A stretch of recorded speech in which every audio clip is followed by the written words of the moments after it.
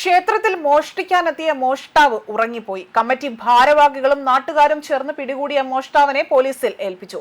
നിരവധി മോഷണ കേസിലെ പ്രതിയായ സെന്തിലിനെയാണ് പിടികൂടിയതെന്നതാണ് പോലീസ് ഇപ്പോൾ വ്യക്തമാക്കിയിരിക്കുന്നത്.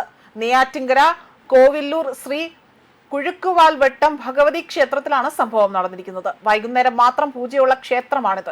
എന്നാൽ അന്നേ ദിവസം രാവിലെയുള്ള അയ്യപ്പൻ കെട്ടിന്റെ ഭാഗമായി ക്ഷേത്ര പൂജാരി നട തുറക്കാൻ എത്തിയപ്പോഴാകട്ടെ ശ്രീകോവിൽ തുറക്കാൻ സാധിച്ചില്ല. തുടർന്ന് നടത്തിയ പരിശോധനയിൽ പൂട്ട് പൊളിക്കാൻ ശ്രമിച്ചതിന്റെ ഭാഗമായി തന്നെ തകരാറിലായി എന്നത് മനസ്സിലാക്കുകയും തുടർന്ന് നടത്തിയ പരിശോധനയിൽ ക്ഷേത്ര തിടപ്പള്ളിയുടെ വാതിൽ പൊളിച്ചുകൊണ്ട് അകത്തിരുന്ന് ഉറങ്ങുന്ന മോഷ്ടാവിനെയാണ് ആദ്യം കാണുന്നതെന്നും ഈ ക്ഷേത്ര പൂജാരി ഇവിടെ വ്യക്തമാക്കുകയാണ്.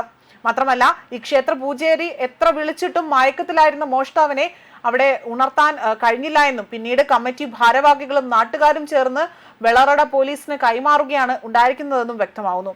അതേസമയം പോലീസ് നടത്തിയ അന്വേഷണത്തിലാണ് ദിണ്ടിഗൽ സ്വദേശിയായ സെന്തിലാണ് ഈ ഒരു മോഷ്ടാവ് എന്നത് അവിടെ തിരിച്ചറിയുന്നത്.